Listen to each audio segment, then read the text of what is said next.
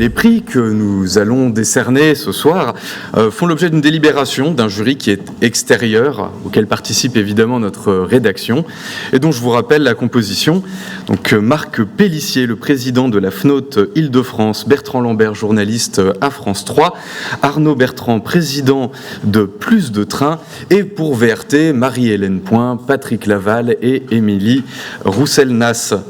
Je profite également de cette courte introduction pour vous annoncer un invité surprise en toute fin de cérémonie. Restez donc avec nous. Et avant de débuter effectivement la cérémonie, j'invite Élodie Hanen, directrice générale adjointe en charge du développement chez Île-de-France Mobilité, à me rejoindre sur scène.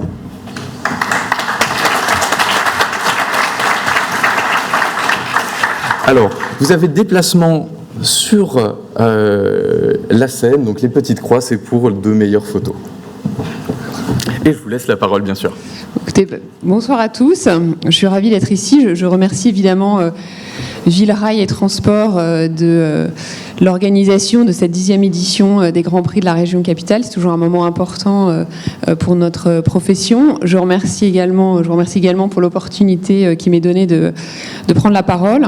Alors, j'ai pas participé, enfin, j'étais pas là pour la totalité de la table ronde, mais j'ai entendu une partie à la fin. Et du coup, puisque la table ronde était sur comment prendre en compte la question sociale et les transports franciliens, et puis dans le sous-texte, il y avait quel rôle pour l'autorité organisatrice, j'avais envie de vous partager en quelques mots un petit peu le point de vue de l'autorité organisatrice sur ce sujet. Alors déjà, rappeler que l'ouverture à la concurrence en Île-de-France, c'est vraiment une situation inédite en Europe, parce que sur les bus, rien que sur le mode bus, c'est une cinquantaine de contrats à passer en 5 ans, c'est 1500 lignes, 10 000, une flotte de 10 000 bus et 30 000 salariés. Rappelez aussi que le transport public, c'est un métier de service, vous le savez tous évidemment, et qui dit métier de service dit que le capital de ce métier de service, c'est le capital humain. Et c'est vraiment les salariés des opérateurs de transport qui sont au cœur de cette mission, que ce soit les conducteurs, vous en avez beaucoup parlé, évidemment les contrôleurs, les mainteneurs, mais c'est aussi les capacités managériales et l'encadrement qui font tout ce sujet du transport public. Et rappeler, alors c'était il y a à peu près 1 an, et ça a également été évoqué dans la table ronde, dans la partie que j'ai entendue, dans un contexte difficile de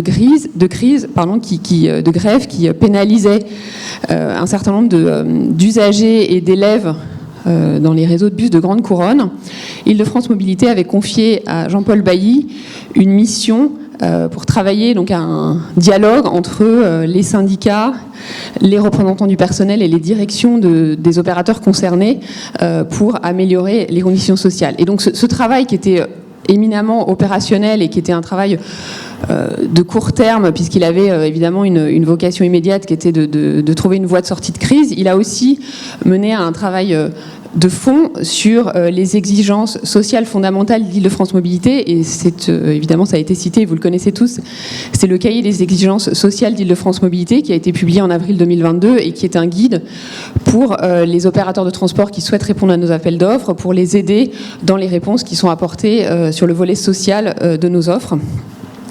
Alors évidemment, rappelez aussi ici que on a publié ce cahier des exigences sociales, mais pour autant, Île-de-France Mobilité n'a pas vocation à s'immiscer dans le dialogue social qui existe au sein de chaque opérateur de transport, mais on aura quand même évidemment un contrôle sur les engagements qui seront pris dans le cadre de ces appels d'offres sur le volet social. Mais c'est vraiment réaffirmer le principe que le critère social est à mettre vraiment en équilibre avec le critère prix. On a vraiment voulu réaffirmer le caractère éminemment social et important du patrimoine humain, je dirais, des opérateurs de transport. Et quand on voit les difficultés qu'on a aujourd'hui, les difficultés de recrutement et qui ont également été évoquées, je pense que c'est effectivement une initiative qui a été d'ailleurs très saluée par l'ensemble des parties prenantes et qui était inédite, innovante et qui a vraiment apporté un certain nombre de choses. Ensuite, pour faire le lien avec les grands prix de la région capitale, j'avais envie de dire aussi que, certes, il y a les conditions sociales, mais il y a aussi la manière dont le métier d'exploitant de transport public s'exerce et les environnements dans lesquels les offres de mobilité se déploient.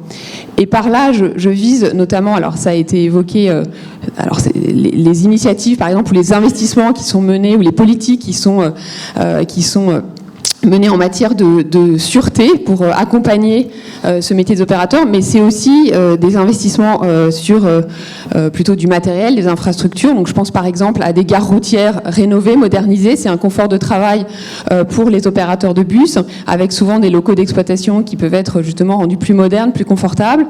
C'est des aménagements en faveur des bus qui permettent de fluidifier la circulation, qui permettent de fiabiliser les temps de parcours et par là même les temps de travail. C'est évidemment le programme d'investissement majeur qu'on lance avec les opérateurs sur la conversion des centres opérationnels bus pour accueillir les nouvelles énergies électriques biogaz, donc, des nouveaux dépôts qui justement participent aussi de cette forme d'engagement au service de la qualité de vie au travail. Et ensuite, et donc les grands prix de la région sont bien l'occasion de montrer qu'il y a aussi beaucoup de choses qui se font de ce point de vue-là et qui sont à valoriser et qui donnent du sens, je pense, à l'exercice du métier d'opérateur de service public. Et François Durovray l'a évoqué tout à l'heure. Et puis, évidemment, vous connaissez aussi les investissements massifs en matière de système ferroviaire, le renouvellement des matériels roulants, qui sont aussi certes une source de satisfaction pour les usagers très plébiscités, mais qui sont aussi un outil de travail plus moderne pour les conducteurs. Et puis il y a après un certain nombre de services aussi qui sont à la fois tournés vers les usagers, mais qui sont, comme on l'a également évoqué, participent de cette fierté d'être au service du public dans les métiers de transport. Merci beaucoup.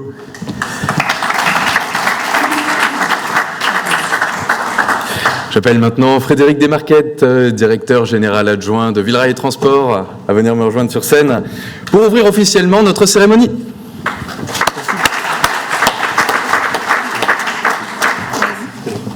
Non, c'est bon, je l'attends. Bonsoir. Merci beaucoup, madame. Merci. Donc, au nom de Villerail Transport et du groupe La Vie du Rail, je voulais vous remercier, vous accueillir, d'être venus aussi nombreux, encore une fois, pour cette 10e édition des Grands Prix de la région capitale. Alors, je ne vais pas insister donc, sur les difficultés de ces derniers mois, ni même de ces dernières années, mais par contre, je voudrais insister sur l'effort collectif de la part de nous tous ici présents, en tant qu'acteurs et professionnels du monde des mobilités, pour améliorer les conditions de déplacement en Île-de-France. Les 8 prix que nous décernerons ce soir sont une reconnaissance du savoir-faire et des efforts et la capacité d'adaptation par les acteurs des transports publics pour répondre aux changements et l'évolution constante de notre région. Et avant de rendre le micro pour mettre fin à ce suspense, Nicolas, je voudrais remercier très chaleureusement nos partenaires très fidèles qui sont Keolis, Transdev, RATP Group, SNCF Transilien, Île-de-France Mobilité et la région Île-de-France. Merci beaucoup et on se voit tout à l'heure, je crois, pour un petit verre de l'amitié. Merci, à tout à l'heure.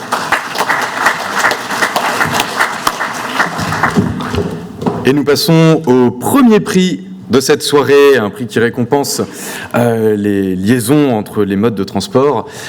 C'est bien sûr le prix de l'intermodalité.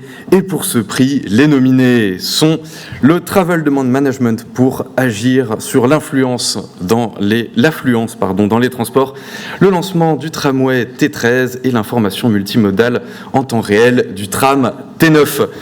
Pour remettre ce prix, j'appelle Pierre Talgorne, directeur régional Île-de-France chez Transdev, à revenir sur scène.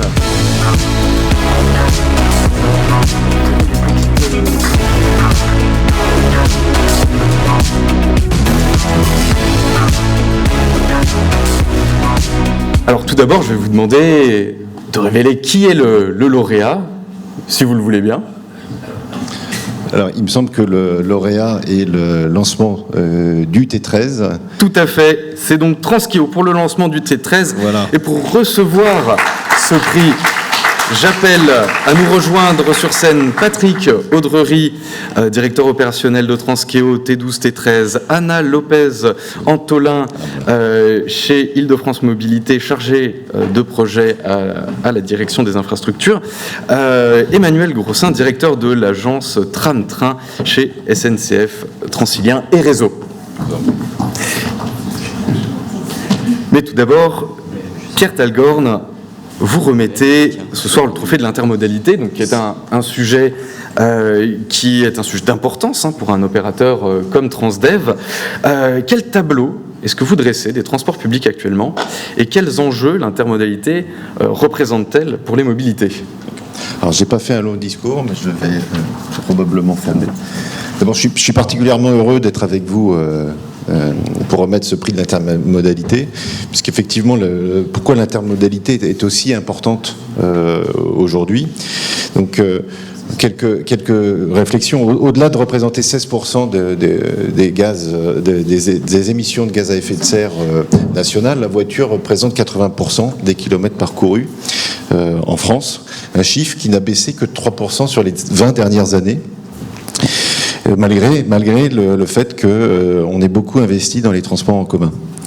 Donc, est-ce à dire que ces investissements n'ont servi à rien ? Je ne pense pas. D'ailleurs, derrière les chiffres, effectivement, il faut rentrer un peu plus dans le détail. Alors, ce qu'on constate, c'est que nous avons déployé les transports en commun urbains dans les villes-centres, de grandes agglomérations, et le trafic routier a été divisé par 2, voire 3 dans certains cas. Mais comme ces communes ne représentent que 8% en fait, de la population, l'impact global a été relativement faible. Alors, passer de la voiture au transport en commun en ville, comme centre, fonctionne parce que les distances à parcourir sont plus faibles et la densité de population plus forte. Or, la moitié de la population habite dans les couronnes de grandes aires urbaines. Et là, l'offre de transport est beaucoup moins dense et les distances beaucoup plus élevées. Le transport seul a du mal à faire le job, je dirais, du report modal. Alors le vélo peut-il jouer un rôle dans cette équation ? 90% des kilomètres, il faut le savoir, réalisés en France au quotidien sont le fait des trajets de plus de 5 kilomètres. 80% en fait sont le fait des trajets de plus de 10 kilomètres. Donc on voit bien que le vélo n'est pas n'a qu'un impact limité. En revanche, si on peut faire les premiers kilomètres en vélo ou en voiture de manière sécurisée, se garer et puis prendre les transports en commun de manière efficace, sécurisée, sur des trajets plus longs, alors ça commence à fonctionner. Le Grand Paris Express est un bon exemple. Ce sera une colonne vertébrale autour de la banlieue parisienne, concernant à peu près 8 millions d'habitants sur les 12 que compte l'Île-de-France. D'ailleurs, à ce titre, les ménages en Île-de-France parcourent à peu près 9000 km par an en fait, en voiture. Donc si nous organisons le rabattement vers les gares, alors cette colonne vertébrale irriguera bien au-delà des 500 mètres, au-delà de chaque gare. Et pour aller plus loin, si on met en place des lignes de car express depuis la deuxième couronne, dont les habitants, eux, réalisent 18 000 km par an en voiture, donc vers les gares de GPE ou du RER, avec des parcs relais, des voies réservées, alors on permet un report modal efficace. Voilà, donc très rapidement, l'intermodalité pour le voyageur, c'est d'abord un coût, c'est complexe, et la simplifier est absolument indispensable.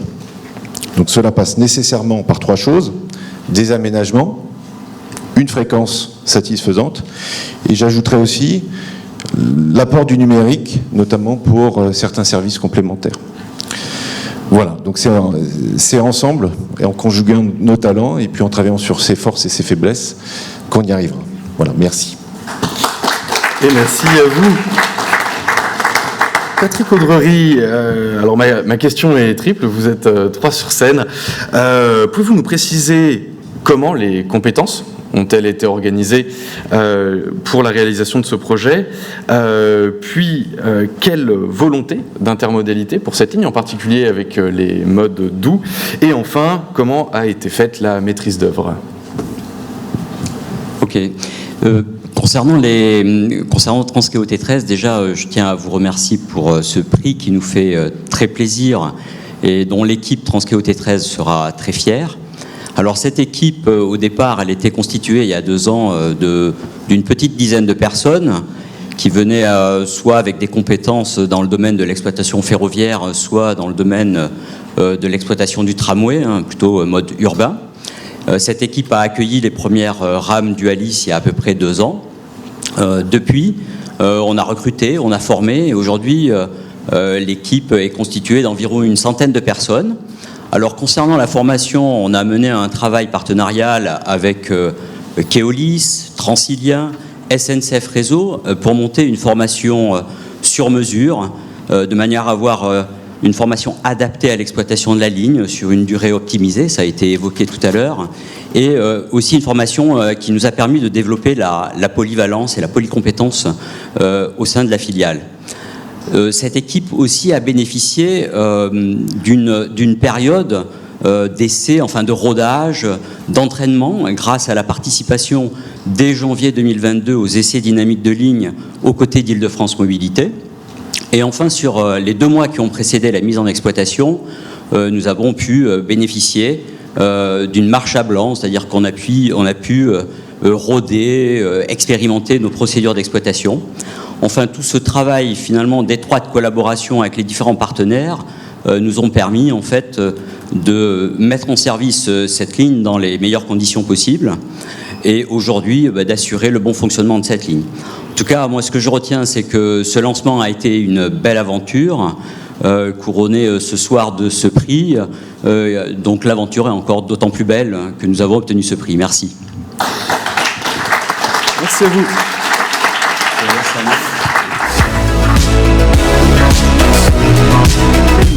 Quelle volonté d'intermodalité pour cette ligne.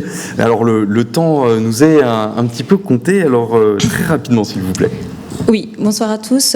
Pour Île-de-France Mobilité, c'est une grande fierté de recevoir ce prix voilà, pour ce tram qui nous tient à cœur. Et je dirais de manière très brève que l'intermodalité est le cœur même du T13 parce que Île-de-France Mobilité s'est attaché à ce que les correspondances soient performantes et que le voyageur puisse faire un voyage sans couture par le biais de correspondances faciles avec les lignes structurantes, mais aussi avec le bus et aussi dernièrement avec les vélos et les modes doux. Voilà, je serai très brève. Entendu. Bien, merci beaucoup. Alors, il est quant à la maîtrise d'ouvrage, juste en quelques mots, s'il vous plaît. Alors, grande fierté pour le groupe SNCF, effectivement, d'avoir assuré une partie de la maîtrise d'ouvrage sur la partie ferroviaire. La partie urbaine l'a été par Île-de-France Mobilité. Aventure qui a mobilisé toutes de nombreuses compétences et savoir-faire du groupe SNCF, que ce soit SNCF Réseau, avec la création de 8 km de voies nouvelles entre Noisy-le-Roi et Saint-Cyr-l'École, avec par exemple la création d'un poste d'aiguillage moderne et informatisé qui supervise la gestion de l'ensemble de la ligne. Sa filiale SNCF Voyageurs avec la création de 4 stations nouvelles et la modernisation des 5 stations déjà existantes. Et puis SNCF Voyageurs avec l'acquisition et la prise en main du matériel roulant construit par Alstom, la construction d'un atelier de maintenance flambant neuf près de Saint-Cyr-l'École, et puis l'installation des systèmes d'exploitation soit techniques, soit clientèle, comme par exemple l'information voyageur ou la distribution et la validation des titres de transport en station. Voilà, merci également pour l'attribution de ce prix qui vient couronner tout ça. Eh bien, merci à vous tous et vous pouvez vous diriger vers le photocall, tous ensemble avec le prix.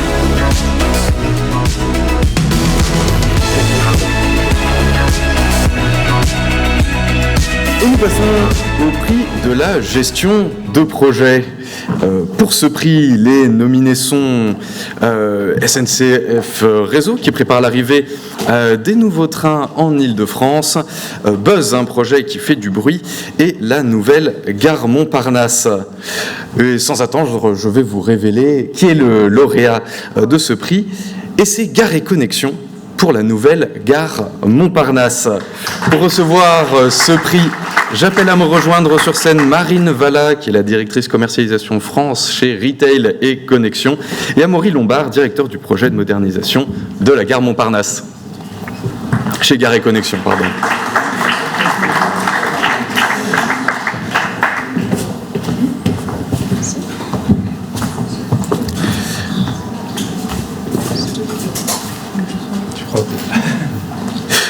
Bonsoir. Alors, Amaury Lombard, pour une réalisation de cette ampleur, est-ce que vous pouvez nous dire comment s'est déroulé ce projet? Alors, très succinctement, et puis, quels sont les enjeux des commerces en gare, Marine Valla?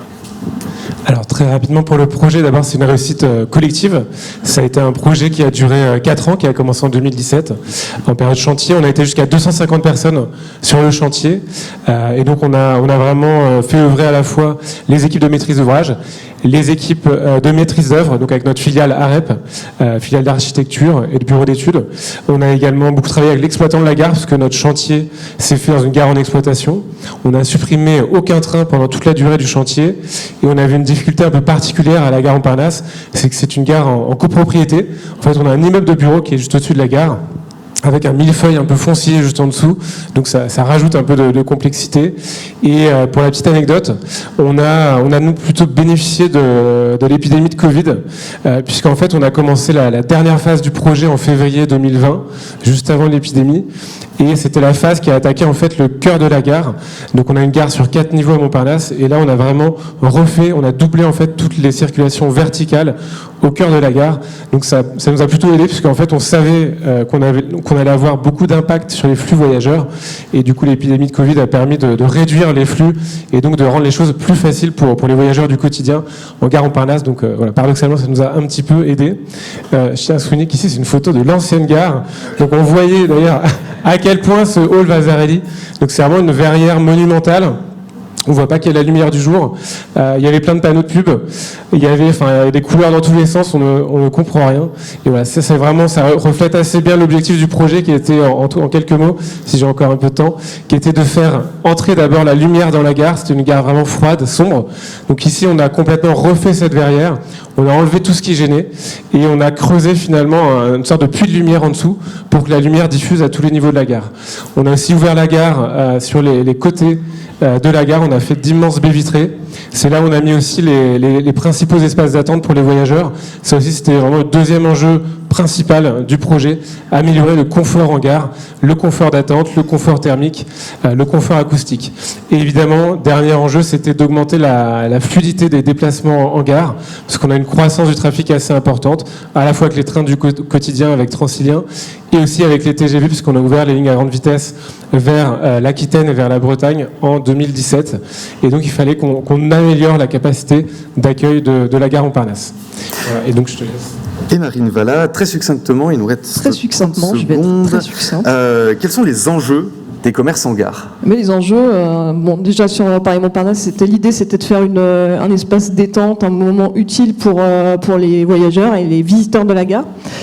Et donc l'idée c'était donc d'avoir un espace très lumineux, très lisible, avec une centaine de commerces qui ont été déployés avec les équipes d'Altaria Commerce qui travaillent en co-commercialisation avec nous sur la gare. Et l'enjeu, c'est à la fois des nouvelles enseignes très qualitatives pour toutes les bourses et également du service comme des centres de santé ou du centre d'affaires qui a été positionné dans la gare, dans les étages de la gare. Voilà en substance. Et merci. Vous pouvez rejoindre le photocall avec votre prix pour la photo commémorative. Et nous passons au prix de l'aménagement urbain, qui va distinguer les meilleures initiatives autour de deux notions indissociables, le transport et l'urbanisme. Et pour ce prix, les nominés sont l'écoquartier de Cachan, qui dessine avec ses habitants le pourtour de la gare du Grand Paris, la ligne 12 qui se prolonge au nord et la transformation de la porte de Clichy.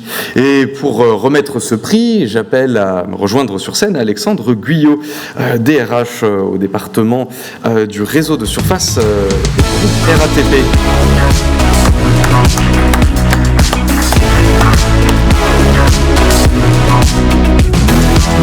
Alors avant de vous donner la parole, je vous propose de révéler dès maintenant qui est le lauréat de ce prix. Alors, l'heureux gagnant est la transformation du quartier de la Porte de Clichy, et donc la ville de Paris. C'est la ville de Paris, effectivement, et pour recevoir ce prix, j'appelle à me rejoindre Éric Lejoindre, maire du 18e arrondissement de Paris et président de Paris et Métropole Aménagement, et Sylvie Borst, directrice générale de Paris et Métropole Aménagement.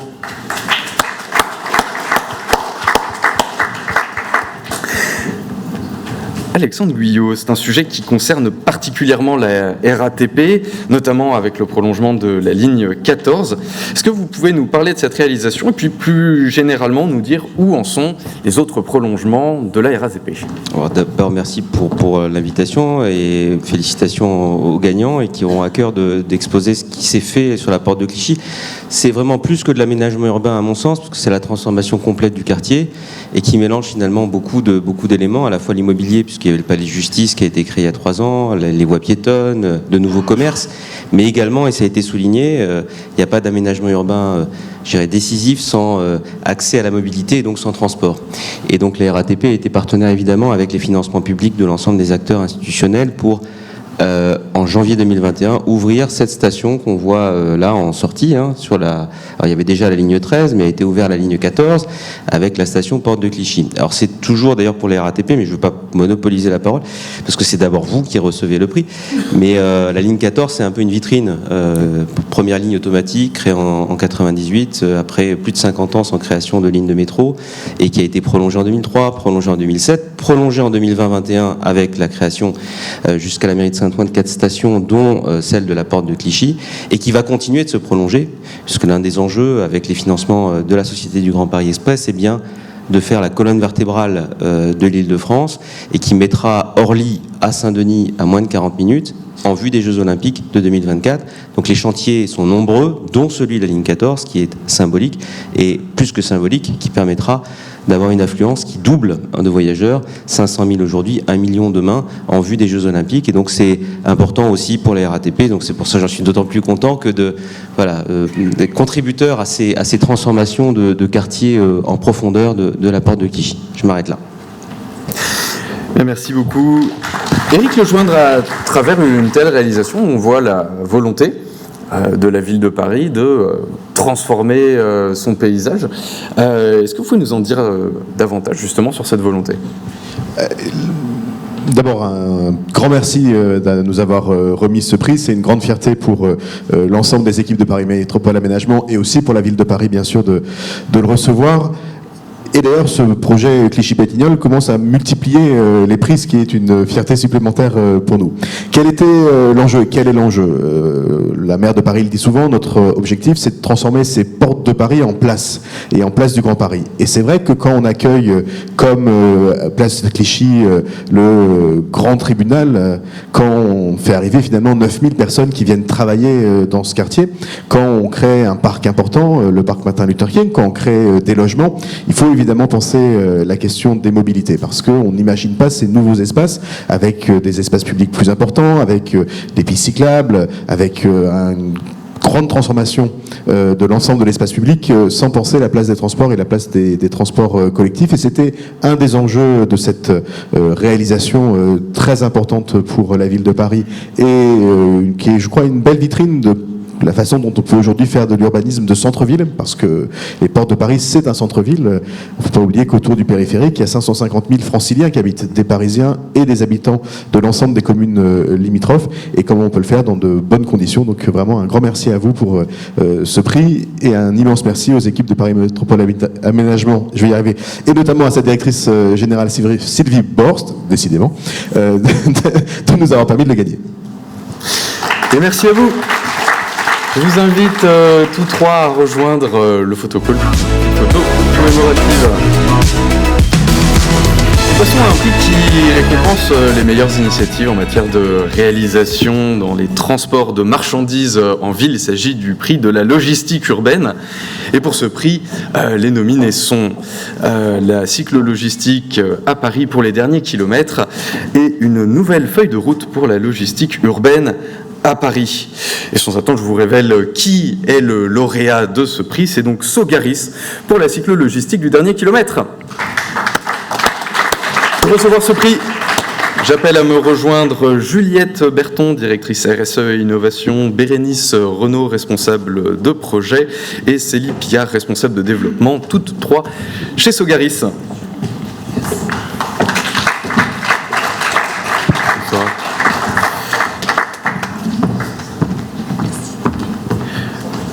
Alors mettez-vous bien sur les petites croix pour les photos. Et Célie Pillard, je vous propose de nous parler de ce projet, de la jeunesse de ce projet et de sa réalisation. Déjà, merci pour cette récompense. On est très fiers de la recevoir ce soir. Alors, cette réflexion, en fait, elle a émergé lors de l'épidémie du Covid-19 et le confinement, qui ont complètement bouleversé, en fait, les pratiques de consommation. À ceci, en fait, s'est ajouté aussi un nouveau regard sur l'espace public porté par une nouvelle démarche qu'on a appelée l'urbanisme tactique, qui consistait au réinvestissement de places de stationnement de l'espace public pour de nouveaux usages de manière temporaire. Donc on s'est posé la question finalement de réinvestir cet espace public, non pas pour des terrasses ou des pistes cyclables, mais pour favoriser une logistique de quartier, de proximité dans des zones urbaines denses, piétonnisées, pour y installer des micro-hubs de logistique tactique. Alors pour faire tout ceci, on s'est rapproché d'un réseau de partenaires que je vais remercier ce soir, que sont l'agence Moon Architecture, qui est une agence spécialisée dans les questions de la réversibilité et l'architecture modulaire et qui sont les concepteurs de ce micro-hub que vous pouvez voir juste derrière moi. On s'est entouré de 2 acteurs de la cyclo-logistique et opérateurs d'ailleurs des 2 micro-hubs qui font l'objet d'une expérimentation aujourd'hui, que sont Olvo, une coopérative de cyclo-logistique spécialisée dans la cyclo-logistique et opérant sur le territoire parisien, Ecolotrans, qui est une entreprise spécialisée dans la livraison de derniers kilomètres en véhicules propres et qui intègre des solutions de livraison en triporteur. J'aimerais aussi remercier nos partenaires institutionnels que sont la Ville de Paris, qui nous ont aidés tout au long de la mise en place de l'expérimentation, et également la mairie centre, qui est finalement le territoire d'accueil de cette expérimentation. Cette expérimentation qui va durer 1 an, qui a démarré en avril 2022 et qui vise finalement 3 objectifs.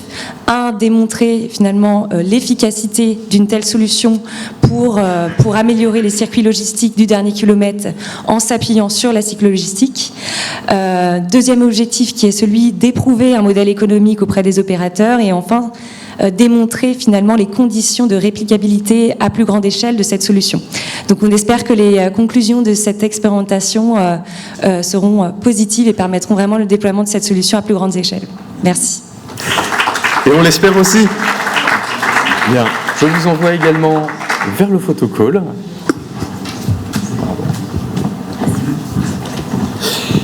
Et nous passons à un prix qui récompense cette fois-ci la modernisation des gares et des réseaux de transport existants, qu'ils soient routiers ou ferroviaires. Il s'agit du prix de la modernisation. Et pour celui-ci, les nominés sont l'électrification du tronçon Grèce-Armainvilliers-Nogent-sur-Seine, l'aménagement paysager d'un parking en traverse béton réutilisé et des nudges pour fluidifier le trafic dans les gares. Pour remettre ce prix, j'appelle Youen Dupuis, directeur général adjoint en charge de l'Île-de-France au groupe Keolis, à me rejoindre sur scène.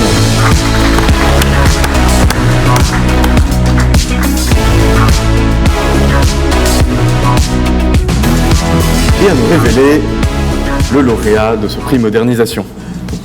Alors, le lauréat est, si on veut bien remettre la liste, l'électrification du tronçon de la ligne P. Tout à fait, SNCF Réseau pour le tronçon Gressart-Mainvilliers, Nogent-sur-Seine.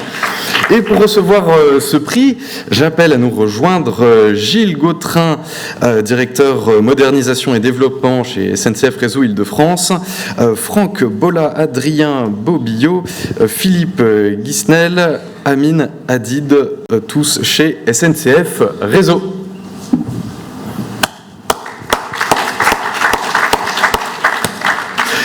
Yoann Dupuis, tout d'abord, que représente pour vous ce prix de la modernisation ?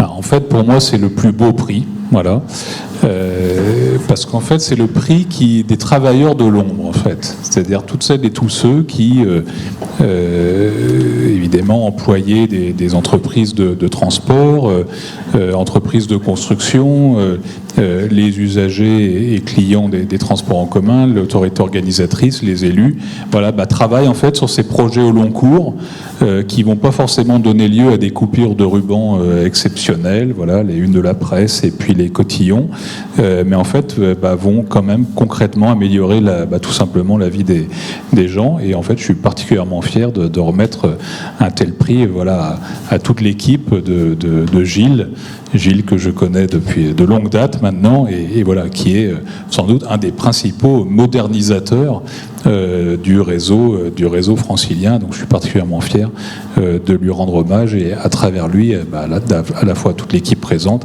et puis à toutes les équipes qui, dans l'ombre, voilà, font qu'au quotidien, on va trouver un meilleur service. Et plus concrètement, quelles actions le groupe Keolis entreprend-il au niveau de ces projets de modernisation ? Dans les projets de l'ombre, là, on peut citer par exemple un projet évidemment qui n'est pas connu du grand public, mais voilà, on a un objectif d'amélioration de la régularité et de l'information voyageurs sur nos réseaux de bus et les autres réseaux que nous exploitons pour le compte d'Île-de-France Mobilité. On a mis en place en 2021 un centre régional de régulation et d'information voyageurs avec de nouvelles techniques de régulation, d'information voyageurs, des nouveaux outils, des personnels aussi mieux formés pour améliorer les résultats. Et en fait, les résultats, ils commencent à venir avec ces outils de modernisation. Voilà, donc c'est à pas feutrer qu'on mène tous, acteurs du transport public, voilà, ce type d'action dans l'objectif d'améliorer la qualité de service. Merci beaucoup. Gilles Gautrin, est-ce que vous pouvez nous décrire ce chantier d'électrification ainsi que les difficultés que vous avez pu avoir pour mener à bien sa réalisation ? Alors d'abord, merci évidemment pour ce prix qui fait un grand plaisir, surtout en ce moment sans doute, aux équipes. Et puis je suis très heureux de le recevoir de tes mains, Yoann. Comme tu l'as dit, on se connaît depuis un certain temps. Alors ce chantier, c'est 160 km pour les chiffres. Je vais essayer de ne pas être trop pénible avec les chiffres, mais c'est 160 km d'électrification. En fait, c'est 2 fois 72 km de double voie entre Gretz et puis Nogent. Et puis, on a électrifié également la ligne qui va de Longueville à Provins. Alors, c'est un chantier important. C'est un chantier, je risque de pas être trop dithyrambique, mais un peu historique quand même, parce que c'est le dernier axe en Île-de-France qui n'était pas électrifié, et je pense que ça fait plusieurs dizaines d'années sans doute qu'on n'a pas eu un chantier d'électrification de cette ampleur en Île-de-France. Et puis il y a 2 choses qui me font très plaisir, enfin qui font très plaisir à toute l'équipe. D'abord, c'est que on a vécu 4 années de ce chantier, et ça fait partie des chantiers, vous savez, trans-Covid, c'est-à-dire qu'il a été arrêté par le Covid, il a fallu le reprendre, et puis il a subi plein d'aléas, parce qu'un chantier comme ça, c'est une vingtaine d'ouvrages d'art traversés, et donc c'est plein de surprises, souvent pas bonnes. Et puis à un moment, il a fallu qu'on réinvente le projet parce qu'on était trop en retard, et il a fallu qu'on redimensionne le boulot qu'on faisait la nuit tout en continuant à avoir des dessertes le matin pour les trains. Et puis enfin, deuxième fierté, c'est qu'en 2022, toute l'équipe qui est là, et puis j'ai envie de dire les 100 ou 150 agents qui sont avec eux, ils ont réussi comme une horloge suisse tous les rendez-vous, notamment au mois de juillet avec la mise sous tension de la caténaire, et puis le 29 août, c'était la date qui était prévue à l'origine, le 29 août, la mise en exploitation de ce tronçon. Voilà. L'aventure se poursuit. Maintenant, nous avons passé le flambeau à nos collègues du Grand Est qui vont poursuivre l'électrification jusqu'à Troyes. Et ça sera une autre aventure, mais qui tirera évidemment toutes les leçons de ce que nous avons vécu pendant ces années. Voilà, une grande fierté pour nous tous, bien sûr. Et merci. Je vous invite tous à rejoindre le photocall pour une petite photo commémorative. Nous passons à un prix qui récompense, on salue une initiative qui sera prise en grande couronne notamment et qui vise à favoriser la mobilité, c'est le prix du périurbain. Et pour ce prix, les nominés sont l'agence mobile du Grand Melun, le réseau Randopolitain pour mieux relier les territoires aux gares et le serveur vocal interactif en Seine-Saint-Denis et en Seine-et-Marne.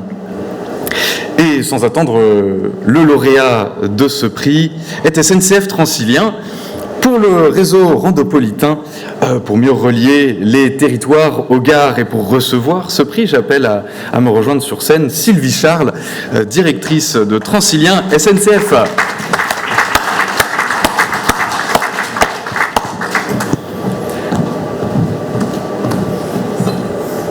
Merci. Bonsoir Sylvie Charles, pouvez-vous nous faire un bref historique comment cette ambition de Randopolitain est-elle née? Alors un petit peu par hasard, je suis moi-même une férue de randonnée et un jour avec les équipes, on était en train de travailler à la préparation des Jeux Olympiques.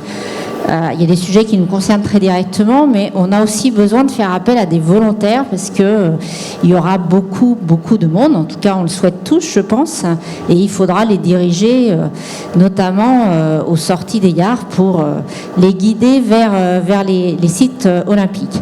Et on se posait la question, comment on attire des volontaires? Et au-delà de ça, certains disent, mais il faut engager un mouvement pour attirer tous les franciliens et il faudrait qu'il y ait un côté sportif. Et l'idée est venue, mais finalement, parce que moi je leur racontais mes histoires, de temps en temps on se raconte nos histoires entre collaborateurs, et je leur disais, il y a un truc qui est très enquiquinant quand vous faites une randonnée, c'est de devoir faire une boucle, sauf que si vous voulez pas faire une boucle, horreur, il faut y aller à 2 voitures et vous perdez au moins une demi-heure quand c'est pas 3/4 d'heure, parce que vous déposez une voiture, vous en emmenez une autre à la fin de votre randonnée, puis vous revenez au début de la randonnée. Or, il y a beaucoup plus simple pour faire, c'est juste d'aller randonner en train et de reprendre le train à une autre gare.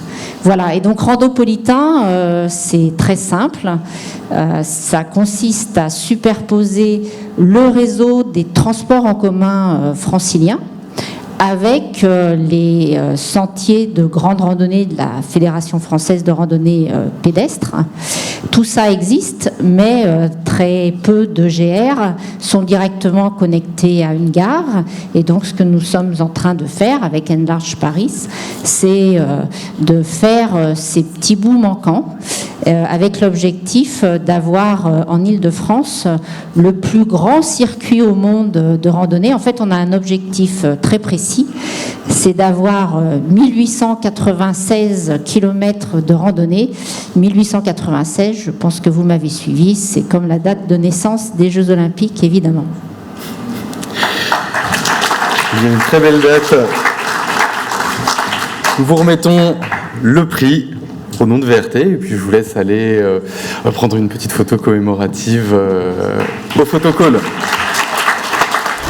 Mais ne restez pas trop loin puisque vous allez revenir. Nous passons au prix Smart City qui récompense les initiatives en matière de gestion intelligente des ressources de la ville, en lien bien sûr avec les transports, puisque c'est ce que nous primons ici. Les nominés sont un observatoire des déplacements en temps réel, connaître et prévoir l'affluence à bord grâce à son smartphone, et l'application PAM 75. Et pour remettre ce prix, Sylvie Charles, je vous rappelle à nouveau sur scène, donc directrice générale de Transilien SNCF.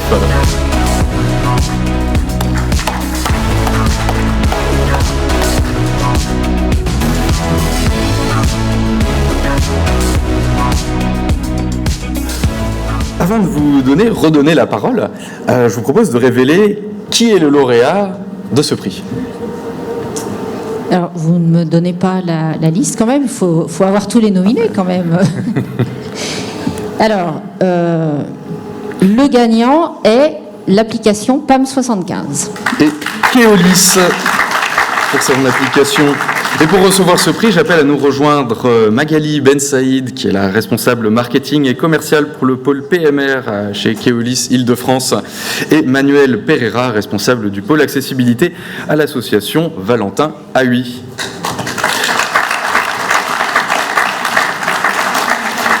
Bonsoir. Et tout d'abord, Sylvie Charles, quelques mots concernant les problématiques d'accessibilité chez Transilien SNCF. D'abord, je suis très heureuse de remettre ces prix parce que l'accessibilité est pour nous un sujet extrêmement important côté transport en commun. Il y a eu énormément de choses faites en ferroviaire, il en reste à faire. Hein. Il y a eu un énorme programme qui est cofinancé par l'État et la région, schéma directeur d'accessibilité. Il y a eu un énorme investissement puisque ça se compte en milliards de la part d'Île-de-France Mobilité, auquel tient énormément Valérie Pécresse. On en est à plus de 600 matériels complètement renouvelés. Ce sont des matériels qui sont à bord de quai, donc qui facilitent évidemment l'accessibilité. Et pour parvenir à les mettre en service, c'est un travail partenarial avec le gestionnaire d'infrastructure, avec Gare et Connexion, tout simplement parce que quand vous avez un matériel qui est à plancher plus bas, en général, il faut rehausser les quais et toute une série de petits travaux. Je dis petits, mais c'est ironique, évidemment, de vrais, de gros travaux pour permettre à ce matériel de circuler. Et nous souhaitons évidemment que les transports en commun soient accessibles à tous, parce que tous, à un moment ou à un autre, on a un handicap, qu'il soit plus ou moins permanent, qui ne s'est pas cassé la jambe. Or, essayer de descendre des escaliers avec une jambe dans le plat ou un pied dans le plat, vous verrez. Et puis surtout, nous partons de la volonté de garder beaucoup de voyageurs dans les transports en commun, et nous avons, y compris en Île-de-France, une démographie qui est quand même un petit peu vieillissante. Donc là aussi, l'accessibilité, elle vaut pour un grand nombre. Voilà. Et concernant la thématique du prix, quelle piste pour Transilien en faveur de la Smart City? Excusez-moi, je ne sais pas. Pardon, quelle piste en faveur de la Smart City pour Transilien?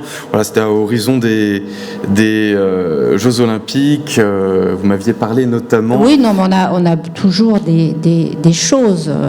Et l'une de nos volontés qu'on partage avec Gare et Connexion, notamment dans la perspective des Jeux Olympiques, c'est d'avoir du guidage smartphone et un petit peu aussi de réalité augmentée dans nos gares.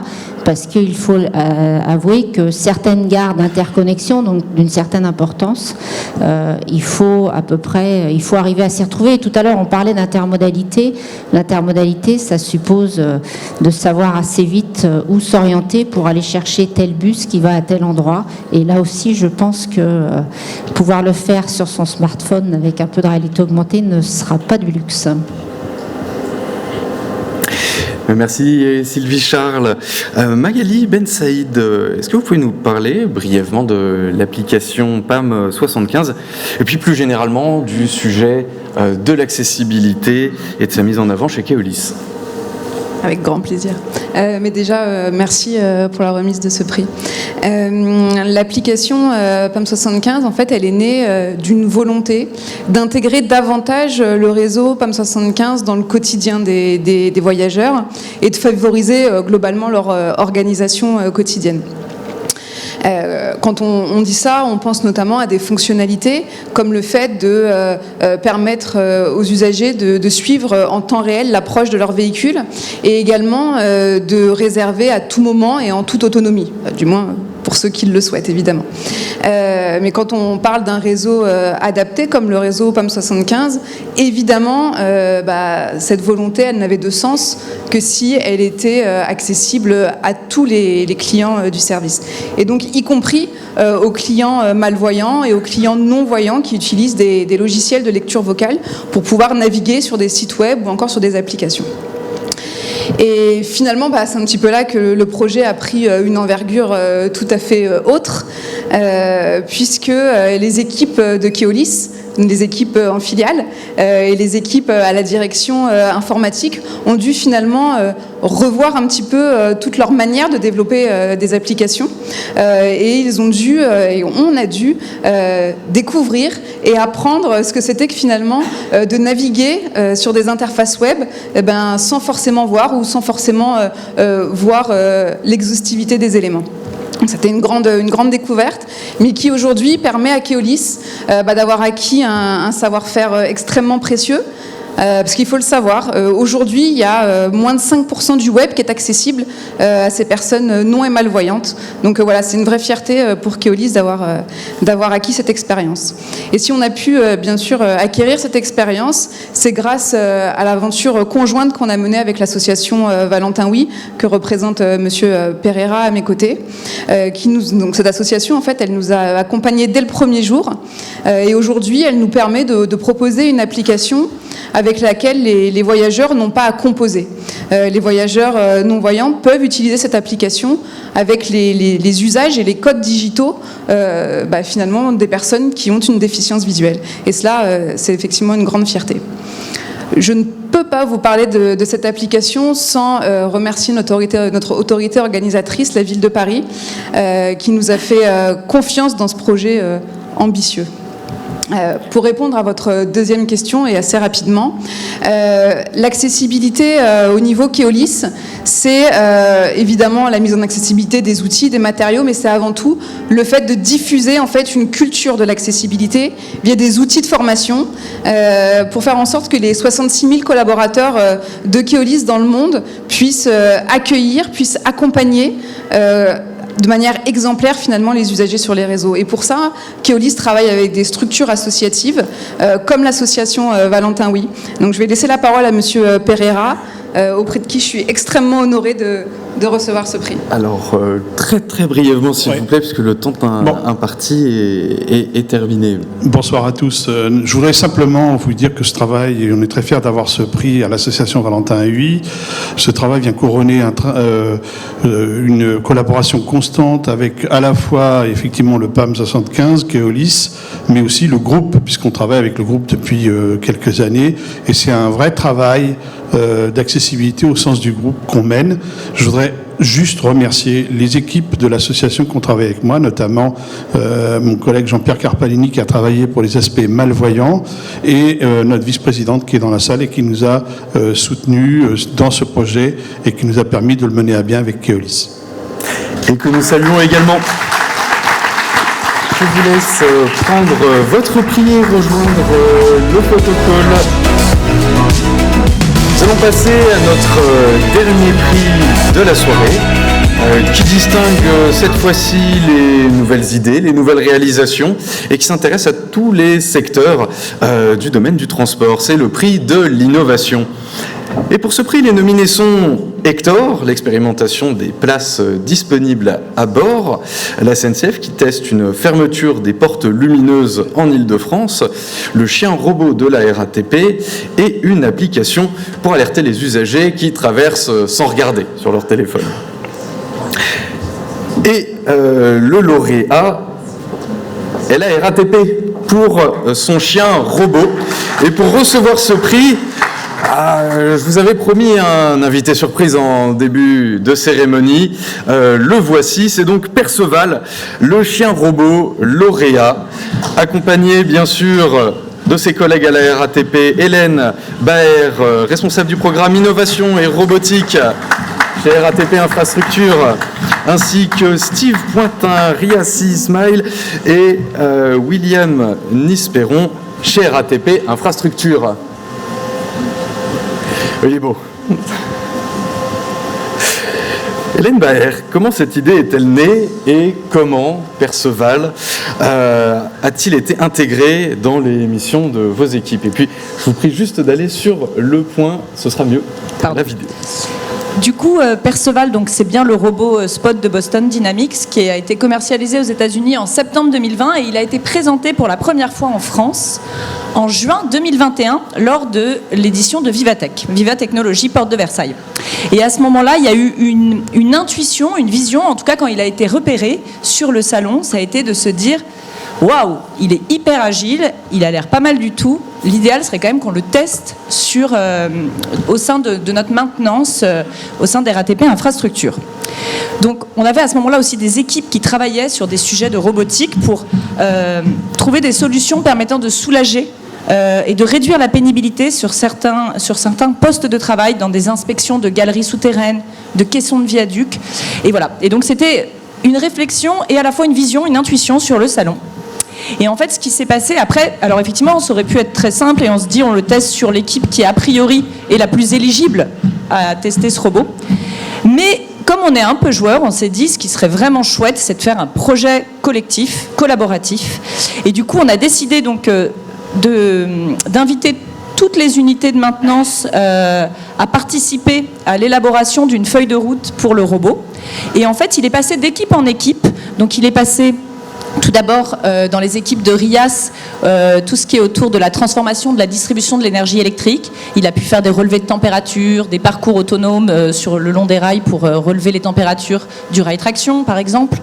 Il a pu après, évidemment, aller auprès des équipes en charge de l'inspection du patrimoine chez William. Et là, il a pu aller dans des galeries souterraines, dans des caissons de viaducs, dans des sous-quais. Il faut imaginer qu'un sous-quai, c'est 1,20 m, 1,40 m de haut. Et en général, c'est les équipes qui font l'inspection de ces espaces. Donc là, ce robot a permis de le faire à la place des équipes et parfois même de le faire de façon autonome quand le parcours lui avait été appris. Et après, il est également passé dans les équipes de Steve à la voix. Donc là, les équipes ont pu tester les usages du robot pour les aider à surveiller. Et voilà, c'est surtout cet usage-là qu'on a testé. C'est l'œil déporté, c'est l'inspection visuelle et la caméra thermique. Voilà, il y a d'autres usages qui vont se poursuivre avec Perceval. Et ce qui a été une très belle réussite collective aussi, c'est qu'on a tous appris collectivement, comme dans une course relais. Chacun s'est passé le témoin des apprentissages précédents. Et du coup, Perceval, c'est vraiment une aventure collective où chacun a appris des essais des précédents. Dans nos métiers où parfois on n'a pas toujours le temps de se parler de ce qu'on fait, ça a permis vraiment de jouer la carte de la transversalité. Et au final, une des belles victoires aussi, c'est qu'il a bel et bien été adopté par les équipes en charge de l'inspection du patrimoine en septembre dernier. Il a été commissionné, il est donc un agent RATP comme d'autres. et voilà, il est utilisé pour une centaine d'inspections par an pour des espaces dangereux ou pénibles. Voilà ce que je peux dire. Merci à vous tous. Je vous laisse récupérer votre prix, le Terminator, et puis aller vous diriger vers le photocall. C'est la fin de cette remise de prix. Pour clôturer cette soirée, je vais demander à l'ensemble des lauréats et remettants de me rejoindre sur scène pour une dernière photo de famille pour le magazine. Et je remercie une nouvelle fois au nom de VRT tous nos partenaires, la RATP, Transdev, Keolis, SNCF Transilien et Île-de-France Mobilité.